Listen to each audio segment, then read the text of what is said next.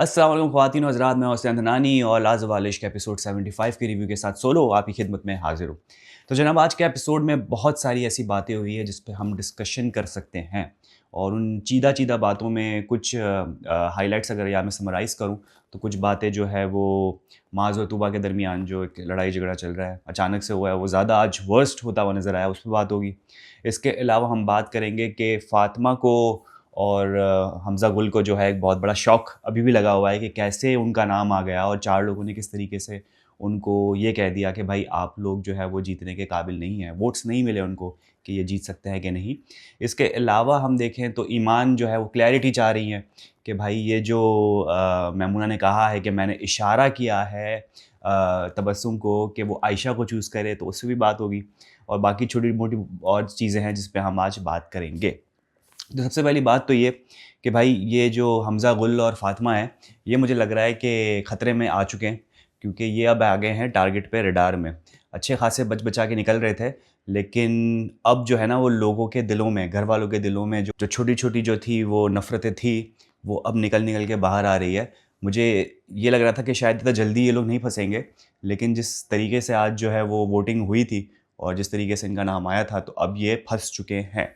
और एक चीज़ ये भी है कि चलो आप फँस गए हो, लेकिन आप बहुत अलग-थलग बैठे हुए नज़र आ रहे हो। शायद आपकी नाराज़गी है या आप लोग जो है वो थोड़ा-सा टाइम ले रहे हो। लेकिन इस तरीके से अलग-थलग बैठना, अपने आप को आइसोलेट करना और मुझे लगता है कि बुरा हो सकता है कि आप एक तरफ, घर वाले एक तरफ, तो अगर सेमीफ़ाइनल या फ़िनाले आया तो बड़ी आसानी से ये लोग आपको बाहर भी कर सकते हैं। माज़ ने बड़ा एक अच्छा पॉइंट रेज़ किया कि भाई हमज़ा गुल तुम्हारी वजह से, शायद तुम्हारे बिहेवियर की वजह से या तुम्हारे रिलेशनशिप का जो तरीका है, जो एक फ्रेंड्स वाला तरीका है, उस वजह से शायद जो है वो तुम्हारा कपल इस तरीके से रडार में आया है। क्योंकि हमज़ा गुल जो है ना वो उसने अपना समझ लें कि रिलेशनशिप स्टेटस फ्रेंड्स वाला ही रखा हुआ है। जो हमें नज़र आ रहा होता है कि शुरू-शुरू में अगर आपको याद होगा कि फ़ातिमा और हमज़ा गुल जो है वो काफ़ी उनके दरमियान लड़ाई होती थी। फ़ातिमा पूछती थी बताओ मुझसे बात करो, और हमज़ा गुल जो है वो चुपचाप बैठे थे या कहते थे मैं बात नहीं करना चाह रहा। तो कम्युनिकेशन का बड़ा इश्यू था इनके दरमियान। लेकिन अब मुझे फिर रियलाइज़ हुआ कि शायद उनके दरमियान एक डील हो गई है कि भाई अब जैसे-तैसे करके निकालो, अब लड़ाई झगड़े हम नहीं करेंगे, हम बस दोस्त की तरह रहेंगे और बस हम इस तरह से खेलते रहेंगे। कोई डील हो गई है अंदर। अब ये डील जो दोस्तों वाली, और कोई मसले नहीं हो रहे, कोई जो है वो पहले हुआ करते थे, नोक-झोंक होती थी, नाराज़ होके बैठते थे, अब सब कुछ स्ट्रीमलाइन हो गया क्योंकि एक डील हो चुकी है, शायद मुझे ऐसा लगता है दोनों के दरमियान। अब घर वालों के जो है वो रडार में आ गए कि भाई हमारे कपल के इतने झगड़े हो रहे होते हैं, हमारे जब देखो मुँहमारी हो रही होती है, कभी हम मना रहे हैं, कभी वो मना रही है। लेकिन आप लोग का तो बड़ा स्मूथ जा रहा है, तो शायद आपकी कोई डील हो गई। तो घर वालों के ज़हन में शायद ये चल रहा है कि अगर कोई डील हो गई है और ये लोग इस तरीके से चल रहे हैं, तो फिर तो इनको घर से बाहर जाना चाहिए क्योंकि ये फ़ेक रिश्ता है, ये फ्रेंडशिप का रिश्ता है, ये प्यार-मोहब्बत का रिश्ता नहीं है। वैसे देखा जाए तो घर पे जितने भी कपल्स हैं, उनके दरमियान भी प्यार-मोहब्बत का रिश्ता नहीं है। लेकिन कोई भी इस तरीके से शॉर्टकट मारने की कोशिश करता है, तो घर वाले छोड़ते नहीं हैं। जैसे ये मैमूना और मीर हमज़ा का रिलेशन था, जिसमें आते के साथ ही मोहब्बत, आते के साथ ही शादी, आते के साथ ही लवी-डवी शुरू हो गया था इनका, तो रडार में आ गए। लेकिन अब उन्होंने टाइम दिया, घर वालों के साथ भी बैठना शुरू किया, तो अब जो है वो थोड़ा-सा घर वालों ने इन्हें अपना लिया कि हाँ भाई, ये भी हमारी तरह कपल है। तो अब ये रडार में इतना ज़्यादा नहीं आ रहे, लेकिन फ़ातिमा और हमज़ा गुल जो है वो रडार में आ गए। बाकी पीठ पीछे भी बड़ी बातें चल रही है फ़ातिमा के हवाले से, वही ऐज वाला जो मसला चल रहा है, 25 की जो ऐज है, वो शिराज़ जो है ना वो ये चीज़ छोड़ नहीं रहा। शिराज़ पकड़ के बैठ गए कि भाई जब मैंने अपनी सारी सच्चाई सबके सामने बयान कर दी है, तो मुझे अब किसी चीज़ का डर नहीं है, अब मैं जो कहूँगा सच कहूँगा। तो फ़ातिमा को भी चाहिए कि वो भी जितनी फ़ेक बन रही है, जितनी चीज़ें छुपा रही है और जो मेरे खिलाफ जो नेगेटिविटी फैला रही है, तो वो भी बंद करे और अपनी सच्चाई बाहर लाए। तो अब फ़ातिमा की मर्ज़ी, अब वो बताना चाह रही है अपनी ऐज या नहीं बताना चाह रही। बाकी सिर्फ़ ऐज की बात नहीं है, बाकी बहुत सारे लोगों को जो इनका तरीका है आर्ग्यूमेंट का, जो हम भी कभी-कभी नोटिस कर रहे होते हैं कि हाँ यार, ये थोड़ा-सा है तो सही बात कि जब भी कोई एविडेंस के तौर पे किसी से वो स्टेटमेंट लेती है, अचानक से रोक देती है, okay thank you so much, यहाँ हो गया। तो वो अपना पॉइंट लेके वहाँ से साइड हो जाती है और जो जिसने एविडेंस दिया है वो शायद कुछ और भी कहना चाह रहा होता है कि भई हाँ, फ़ातिमा आपसे बिल्कुल ये बात हुई थी और ऐसा हुआ था, लेकिन उस लेकिन बोलने से पहले ही Fatima okay thank you so much, I rest my case here. तो वो बात अधूरी रह जाती है। फ़ातिमा का एक तरीका है। तो इस वजह से जो है वो घर वाले काफ़ी एक्टिंग भी कर रहे हैं फ़ातिमा की, और उनको फ़ातिमा का जो बिहेवियर है टैकल करने का चीज़ों का, वो अब जो है वो खटक रहा है दिल के अंदर। तो मुझे तलवार लटकती हुई हमज़ा गुल पे और फ़ातिमा पे नज़र आ रही है। इसके अलावा अगर हम बात करें तो ईमान का जो सबसे बड़ा एक इशू था, वो ये कह रही थी कि भाई मुझ पे इल्ज़ाम लगा है आयशा मुझसे लड़ने आ गई, मेरी बात ख़राब हुई है। कैसे मैमूना कह सकती है कि भाई तबस्सुम को मैंने इशारा किया कि तुम आयशा को चूज़ करो, आज तो भाई सबने बुला लिया एक दूसरे को, आओ बात करते हैं। तो आयशा जुनैद बैठे हुए थे, तो ईमान ने बोला भाई बात तो करनी है ना, तो आयशा बोला आ जाओ। अम्मी रमज़ा को बुला लिया, मैमूना को बुला लिया, सबको बुला लिया। वहाँ पे जुनैद की बात मुझे बड़ी अच्छी लगी, जुनैद ने जज अच्छा कर लिया। जुनैद ने ये कहा कि यार आपसे कोई मिसअंडरस्टैंडिंग हो गई होगी, वरना क्योंकि देखें दोनों पार्टीज़ खड़ी है। मैमूना डायरेक्ट तबस्सुम को कह रही है कि तबस्सुम तुमने जो है वो इशारा लिया था ईमान से और तुमने यूँ कहा था। तबस्सुम कह रहा है भाई क्या हो गया, मैं सामने खड़ा हूँ, ऐसी कोई बात नहीं हुई। ईमान भी कह रही है कोई बात नहीं हुई। तो जब मुँह पे सब कोई एग्री करने के लिए तैयार नहीं ना, मतलब कोई अगर किसी ने कोई ये शरारत की भी होती ना तो चेहरे पे नज़र आ जाता, फिर बंदा आएँ-बाएँ शाये करने लगता। लेकिन डायरेक्ट मुँह पे मना कर रहा है भाई ऐसी कोई बात नहीं हुई है, तो फिर समझ लें केस जा रहा है कि कोई मिसअंडरस्टैंडिंग हुई है, जो जुनैद ने बिल्कुल सही पकड़ा। और एंड में हुआ भी क्या कि हमें पता चला कि ईमान ने बोला ओह! अच्छा तो ये हुआ था कि मैं मज़ाक कर रही थी आयशा के साथ, दूर से कि देखना ये तुझे चूज़ करेगा। तो वो शायद मैमूना ने गलत ले लिया और फिर ये बता दिया कि ये आयशा को कि इससे तो इशारा किया था तबस्सुम को कि इसको चूज़ करे। वैसे ईमान की बात भी सही है कि भाई नया बंदा है, ना मैं जानती हूँ, ना मेरी दोस्ती, मैं कैसे उसको बोल सकती हूँ कि भाई तुम जो हो वो आयशा को चूज़ करो। यहाँ पर थोड़ा-सा जो मसला है वो मैमूना की तरफ से है। मैमूना को थोड़ा-सा इंटेलिजेंटली यहाँ पर काम लेना चाहिए था, अकल से सोच समझ के। लेकिन उन्होंने जो देखा विदाउट वेरिफ़िकेशन परसीव की एक चीज़ और जाके आयशा को बता दी कि भाई क्योंकि इसने कहा था इसलिए इसने तुम्हें चूज़ किया। ये थोड़ी-सी मेरे ख़्याल से बात करनी नहीं चाहिए इस टाइप की, जब आपको क्लैरिटी ना हो। और ये बात करने वाली थी भी नहीं, लेकिन मैमूना की तरफ से मुझे लग रहा है कि पता नहीं क्यों वो गई है, शायद ईमान से कुछ है मसला, कोई इश्यू चल रहा है जिसकी वजह से ये सब चीज़ें हुई हैं। लेकिन ये कि ये बात अच्छी है कि ईमान की तरफ से जो है वो क्लैरिटी ईमान को मिल गई है कि अच्छा यार, ये एक मिसअंडरस्टैंडिंग हुई होगी, तो अच्छा है, सॉल्व हो गया, ये बात जो है वो आगे नहीं बढ़ेगी। लेकिन अब ये है कि ईमान को जाके फिर से कन्फ्रंट करना चाहिए मैमूना को कि देखो, जो तुमने देखा वो बिल्कुल सही देखा, ये करना चाहिए ईमान को, क्योंकि ईमान अगर अपॉलजी एक्सपेक्ट कर रही थी कि भाई तुम्हें सॉरी कहना चाहिए, और फिर मैमूना ने भी कहा कि भाई जब मेरे पास एविडेंस नहीं है, लोग नहीं है बताने वाले, मैं कैसे कह दूँ तुम्हें। तो यहाँ पर ईमान का फ़र्ज़ बनता है कि हाँ, जाके अब वापस क्लियर करे कि हाँ, तुमने कहा था, जो मैंने तुमने जो देखा बिल्कुल ठीक देखा, लेकिन कॉन्टेक्स्ट गलत था, वो मैं मज़ाक में कर रही थी।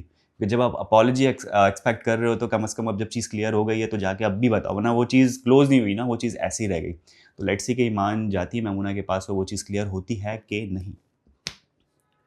दूसरा जो एक इशू है वो माज़ और तूबा का है। ये जो उनकी नाराज़गी जो है वो हम बहुत अरसे से देखते हुए आ रहे हैं। बहुत ज़्यादा नाराज़गियाँ चल रही है भाई ये माज़ और तूबा की। आई डोंट नो क्यों इतना ज़्यादा हो रहा है। ये बहुत सारे कपल्स हैं जिनको ये मसला रह रहा है कि इनके जो पार्टनर हैं उनको टाइम नहीं दे रहे।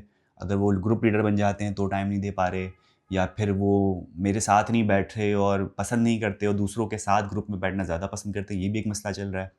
तो माज़ का जो मसला ये है कि हर कोई उनको घसीट लेता है अपने ग्रुप में कि भाई माज़ आओ, ये बात है। और ज़ाहिर-सी बात है कुछ बातें ऐसी हैं, कितनी सीरियस है कि उसमें माज़ का होना ज़रूरी, क्योंकि माज़ उस बात में हिस्सा होता है। जैसे ये फ़ातिमा और शिराज़ वाली बात थी, उसमें Maaz one of the party था और उसका आना ज़रूरी था।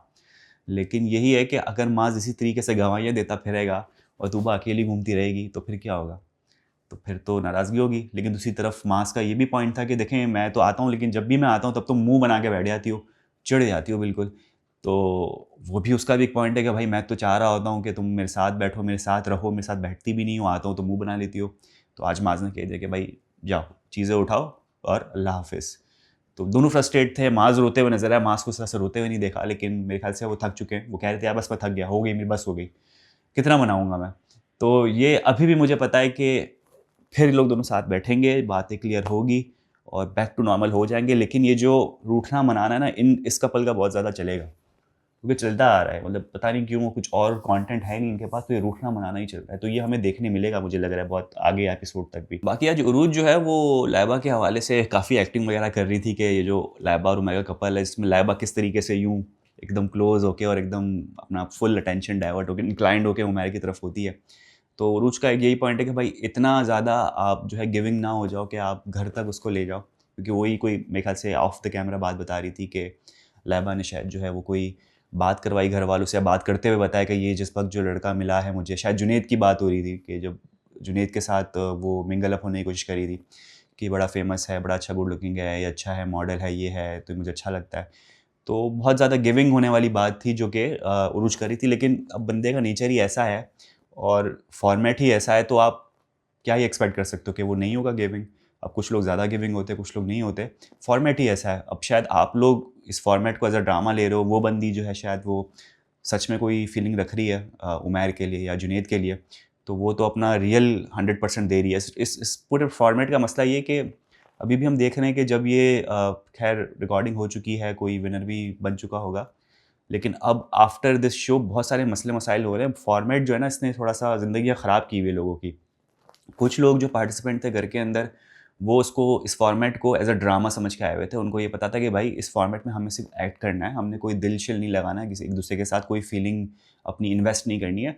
हमने बस ये जो 30-45 दिन है वो गुजारने हैं, एक्टिंग अच्छी करनी है, दिखाना है कि हमारा कपल स्ट्रॉन्ग है, पैसे पकड़ने हैं और फिर अल्लाह हाफिज़। लेकिन कुछ लोग इतना ज़्यादा इन्वेस्ट हो गए कि भाई उसके बाद जब वो चाह रहे हैं, अब ये शो ख़त्म हो गया, कि यार अब हम उसी पार्टनर के साथ अपनी थोड़ी सी लाइफ आगे बढ़ाएं, वो पार्टनर बैक ऑफ कर रहे हैं या फिर वो पार्टनर कह रहे हैं कि यार अब तो रियल ज़िंदगी है मेरे पास, जो है मुझे सोचने का वक्त चाहिए। अब ज़ाहिर सी बात है, दूसरे बंदे की बात या दूसरी बंदी की बात भी सही है कि वो एक 45 दिन का फॉर्मेट अलग था जिसमें आप दिन रात उस बंदे के साथ हो। और शिराज भाई भी तो कहते हैं ना कि जब आप इस जगह से निकलोगे, जब रियल ज़िंदगी में आओगे, उस ज़िंदगी पर डिपेंड करता है कि आप उस पार्टनर को चूज़ करते हो कि नहीं करते हो। अब जब रियल ज़िंदगी में आएँ तो आप खुद देखेंगे इंस्टाग्राम स्टोरीज़ पे और लाइव्स चल रहे हैं, मसले मसाइल हो रहे हैं, तो ये फॉर्मेट ने जो है ना काफ़ी ज़्यादा लोगों को स्ट्रेस में डाला हुआ है, डिप्रेस किया हुआ है। कुछ लोग जो है वो सच में, कुछ लोगों को किसी से मोहब्बत हो गई थी इन द शो, और फिर जब वो बाहर निकले तो उनको शॉकर लगा कि भाई ये तो एक्टिंग कर रहा था, ये तो इंटरेस्टेड ही नहीं है। तो ये थोड़ा डिस्ट्रक्टिव सा फॉर्मेट है जो आपको इमोशनली बहुत ज़्यादा जो है ना वो डिस्टर्ब कर देता है ये फॉर्मेट। तो जो लोग सीज़न 2 या आने वाले अगर इस टाइप का कोई शो होता है उसमें जाएँगे तो बड़ा सोच समझ के जाना होगा, ये आपकी मेंटल हेल्थ ख़राब कर सकता है। क्योंकि आप तो अपना 100% दे रहे हो, लेकिन बाहर आते हुए फिर आपको ये शॉकर मिलता है कि नहीं यार ये तो सिर्फ़ एक्टिंग कर रहा था। तो उस चीज़ से बाहर निकलना आपको अच्छा खासा फिर टाइम चाहिए होता है, आप इमोशनली बहुत ज़्यादा जो है वो अनस्टेबल हो जाते हो। तो ये भी देखें, ये ह्यूमन बिहेवियर है, ये सीखने वाली बात है कि देखें भाई ये भी हो रहा है आजकल। एक चीज़ और मैं जानना चाह रहा हूँ कि हमज़ा अब्बासी ने कहा कि एक नया ताला है जो मैं खोलने जा रहा हूँ, तो वो उस नए ताले का मैं इंतज़ार कर रहा हूँ, वो कौन-सा ऐसा नया ताला है जो अब्बासी के पास कोई एक सीक्रेट है और उसको बातें सुनने को मिल रही है और वो बहुत जल्द उस राज़ को फ़ाश करने वाला है। क्योंकि अब्बासी का मैं भी वाउच करूँगा इस बात पे कि अब्बासी फ़ालतू में जो है ना वो किसी चीज़ में नहीं घुसता। अब्बासी पूरी देख-रेख करके और मौके पर ही चौका मारता है। तो उसने अगर अपना होमवर्क किया होगा तो बड़ा बेहतरीन किया होगा। तो वो क्या चीज़ लेकर आ रहा है तो उसका मैं वेट कर रहा हूँ। वो शायद फ़ातिमा के हवाले से या किसी और के हवाले से, मुझे लग रहा है शायद फ़ातिमा के हवाले से, या लेट्स सी क्या होता है। इसके अलावा अगर बात करें ट्रेलर की, तो इस एपिसोड से ज़्यादा मैं एक बार फिर उस ट्रेलर का वेट कर रहा हूँ जिसमें तबस्सुम और आपके मास की जो है वो अच्छी खासी एक मुँह मारी हुई है, जो हाथापाई में तब्दील होने वाली थी, जिसमें लोगों ने बीच में आकर एक दूसरे को बचाया है। हमज़ा अब्बासी को हमने देखा कॉलर पकड़ लिए थे तबस्सुम के, कॉल कर रहे थे बस बस कर दे। ये हमज़ा अब्बासी का जो था, ये चेहरा हमने कभी नहीं देखा, ये गुस्सा हमने कभी नहीं देखा। इस तरीके से वो कॉलर पकड़ के उसको पीछे धकेला है उसके, बस कर दे। तो ये देखने वाला होगा मंडे का एपिसोड, मैं उसका बेसब्री से वेट कर रहा हूँ, आप लोग भी वेट कर रहे होंगे। और मुझे लगता है तबस्सुम थोड़ा-सा जो है ना बहुत ब्लंट है और क्लियरली मुँह पे बात कह देता है। वो किसी का लिहाज़ नहीं करता, जैसे उसने खुद ने कहा था कि मैं अच्छी बात होगी तो भी मुँह पे बोलूँगा, बुरी बात होगी तो भी मुँह पे बोलूँगा। और थोड़ा-सा उसका इलाके का जो या अपब्रिंगिंग है, तो वो थोड़ा-सा लाउड है और वो थोड़ा होता है ना कि एकदम जोशीले, और उस दिल से वो बहुत अच्छा होगा शायद, लेकिन उसको नहीं पता कि वो क्या बोल रहा है और सामने वाले को कितना इंटिमिडेट कर रहा है वो। क्योंकि ट्रेलर में हमने देखा कि आयशा उमर ने भी कहा कि भाई थोड़ी-सी रिस्पेक्ट मुझे भी दे दो, थोड़ा-सा बोलने मुझे भी दे दो। तो वहाँ पर भी मेरे ख़्याल से वो कुछ अपनी लाइन उसने क्रॉस की है, क्योंकि ज़ाहिर-सी बात है लफ्ज़ एक दूसरे पे लफ्ज़ों के वार हो रहे थे। माज़ ने भी बोला कि भाई हम भी बदमाश हैं, हम भी दिखा देंगे। माज़ की तो होती है धमकी, आपको पता है, कैलिबर दिखाने पे आते हैं तो माज़ दिखा रहे होते हैं अपना। तो ये देखने वाला होगा कि होता क्या है। तबस्सुम ने कुछ मेरे ख़्याल से ऐसी बात कर दी है, जो कि उस मौके के हिसाब से उसको शायद नहीं करनी चाहिए थी, और ऐसी कोई बात हो गई। जैसे आज भी बैठे हुए थे, जुनैद के हवाले से बात कर रहे थे कि मुझे जो है वो जुनैद और आयशा का बॉन्ड समझ में नहीं आ रहा। एक बहुत ज़्यादा जो है वो इन्वेस्ट कर रहा है, दूसरा जो है वो इंटरेस्टेड ही नहीं है। कंधे पे वो मिसाल भी दे रहे थे, मेरे को बोला कंधे पे ज़रा मेरे रखना, और फिर यूँ हटा दिया। तो ये वो ओपिनियन रख रहे हैं, बड़े स्ट्रॉन्ग ओपिनियन रख रहे हैं लोगों के बारे में, और अगर वो लोग सुन लें कि उनके बारे में क्या कहा जाता है तो ज़ाहिर-सी बात है बुरा लगेगा। तो वो तो अभी ग्रुप में बात कर रहे हैं, और ये ग्रुप की बात जो है वो ठहरती नहीं है, पहुँच जाती है। जुनैद ने भी कहा ना कि यार मैं एक को बात बताता हूँ, दूसरे को पता चल जाती है। तो घर के अंदर कोई भी बात होगी तो पहुंच जाएगी। तो तबस्सुम ने जो भी बोला है तो मुझे लगता है वो बात आगे जाएगी, और जब जाएगी तो फिर अड्डे होंगे। तो लेट्स सी क्या होता है मंडे के एपिसोड में। और ख़वातीन हज़रात, ये था आज का रिव्यू। उम्मीद करते हैं आपको पसंद आया होगा। यूट्यूब चैनल लाइक करें, सब्सक्राइब करें, कमेंट करें। अपना बहुत ज़्यादा ख्याल रखें। कल आपसे मुलाकात। अल्लाह हाफ़िज़।